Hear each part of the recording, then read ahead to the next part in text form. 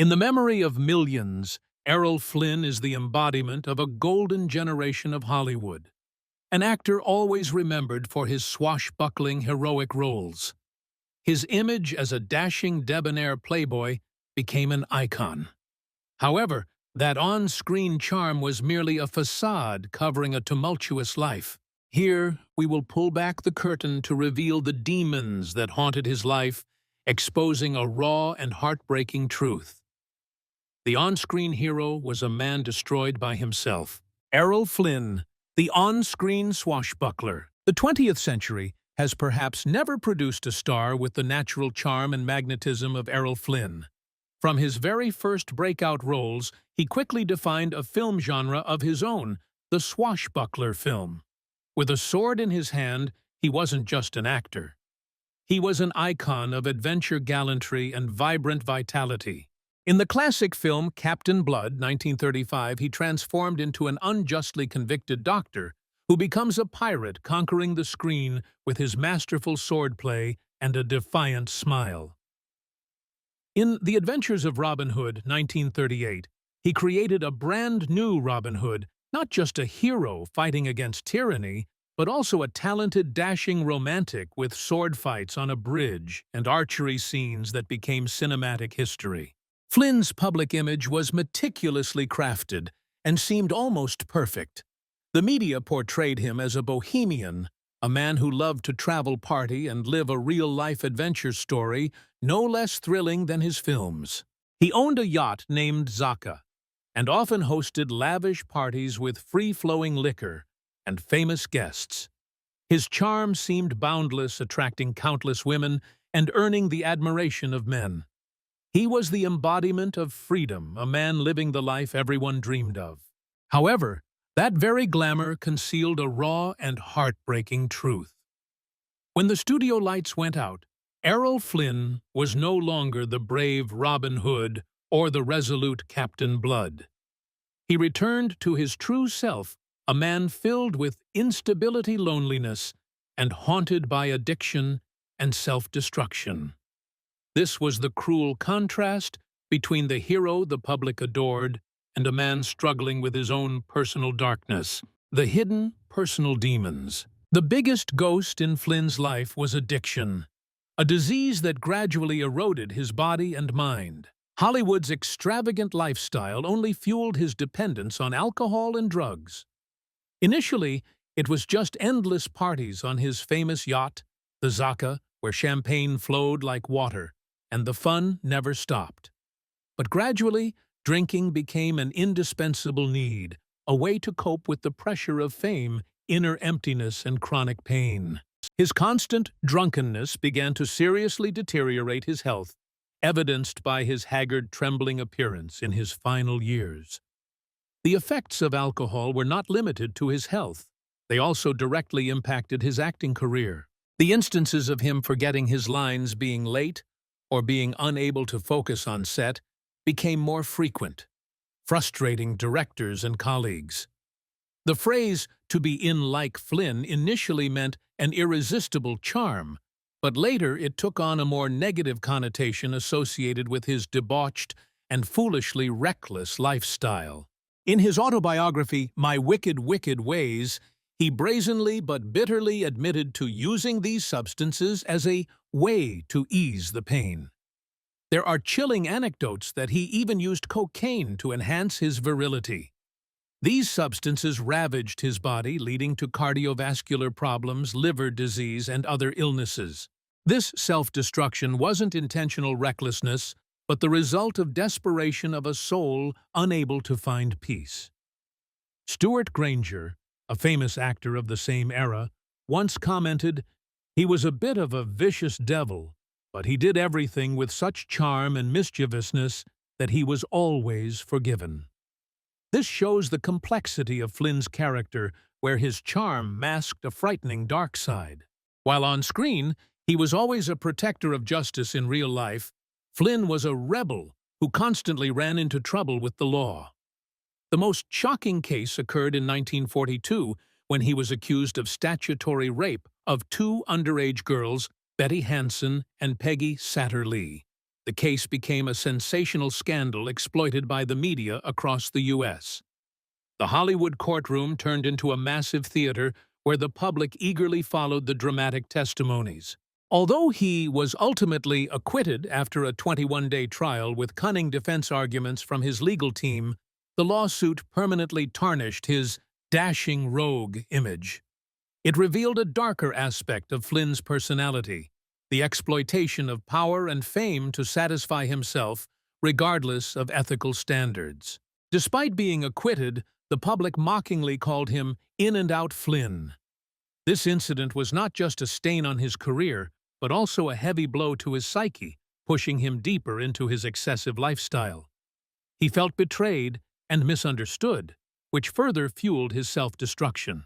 The broken marriages. Behind the dashing facade of a great Don Juan lay an unstable and vulnerable heart, constantly seeking the romance of the movies, but unable to sustain it in real life. His broken marriages were not merely a result of his promiscuous lifestyle, but a deeper manifestation of his inner instability and a silent pain, the loneliness of a man who couldn't truly connect.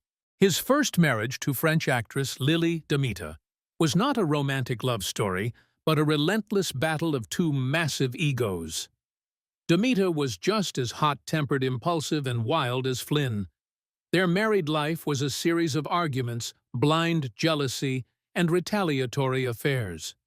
Once Demita even threatened Flynn with a gun after discovering his infidelity. Although they had a son together, Sean, his presence couldn't mend the deep cracks between them. This was a marriage built on passionate infatuation, but lacking respect and understanding, leaving Flynn with a psychological wound of instability. It showed him that even a relationship admired by the public could become a prison of resentment and unhappiness. After the shocking 1942 scandal, Errol Flynn found solace in Nora Eddington, a young, beautiful woman, and his avid fan. Their relationship began right at the courthouse where Nora worked at the snack bar. Nora offered Flynn the adoration he craved and a temporary sense of peace after the storm of the scandal. They had two daughters, Deirdre and Rory, and for a short time it seemed Flynn had found domestic happiness. However, his excessive lifestyle and infidelity soon became an obstacle. Nora later wrote a book about her life with Flynn, Errol, and me, revealing his dark sides while still expressing regret and affection for the man behind the glamorous facade. She described him as a complex man who could be gentle and attentive, but was dominated by uncontrollable desires. Nora's greatest pain was her helplessness in watching the man she loved destroy himself. It was the one-sided love of someone trying to save a lost soul. Despite having children together, this marriage couldn't hold on to the wild Swashbuckler. His third wife, Patrice Wymore, witnessed his most tragic final years. Patrice was a young, ambitious actress who bravely confronted her husband's addictions. She tried to help him quit alcohol and drugs, even taking him to remote parts of Jamaica to get him away from temptation. However, all her efforts were in vain. Patrice's struggle reveals a heartbreaking aspect of love, the helplessness in facing someone who doesn't want to be saved. They had a daughter, Arnella, but even with another child, Flynn's desperation couldn't be soothed. Ultimately, Patrice was forced to separate to protect herself and their daughter from her husband's chaos and impending death. Although they separated, they never officially divorced, showing a complex bond until the very end. Flynn's marriages were not romantic relationships like those in movies, but tragic struggles reflecting a painful truth. He could conquer the world on screen, but he couldn't conquer his own loneliness and inner emptiness. The downfall of a legend. Errol Flynn's decline wasn't sudden, but a drawn-out process, a race against time that he lost tragically. As his body withered, so did his career. As Errol Flynn turned 40, the film industry was also undergoing major changes. The era of swashbuckler films was fading, making way for new genres. Flynn, with his flamboyant acting and dashing looks, seemed unable to adapt. his roles became increasingly shallow, lacking depth. Audiences and producers gradually lost interest in the outdated, on-screen hero. Furthermore, his dissolute lifestyle left clear marks on his face and body. The handsome looks of a bygone era were replaced by a puffy, tired face and dull eyes. His declining health meant he no longer had the energy to perform spectacular sword fights or physically demanding scenes. The image of the on-screen hero was slowly overshadowed by the image of an addict battling himself. Flynn's final years were a string of tragedies. He lived in financial hardship, debt, and was tormented by illness. After leaving Hollywood, he moved to Jamaica and tried to produce an independent film about Fidel Castro called Cuban Rebel Girls, but it was a failure. The addiction to alcohol and drugs had destroyed his body from the inside. His doctor warned him that his liver and heart were severely damaged, but he ignored it all. In October 1959, at the age of 50, Errol Flynn traveled to Vancouver, Canada, to sell his yacht, the Zaka. There he met and became involved with a 15-year-old actress, Beverly Adland. In a Vancouver apartment, he suddenly suffered a massive heart attack. Despite the doctor's efforts, he passed away. The autopsy report showed he had the heart and body of a 75-year-old man completely destroyed by alcohol and drugs. His death was not just the end of a career, but a tragic wake-up call. The great Swashbuckler did not die on a battlefield or in an adventure, but in a quiet apartment alone and killed by his own demons. Looking back, Errol Flynn's life is not just an entertaining story of Hollywood glamour, but a reflection of life's choices and consequences.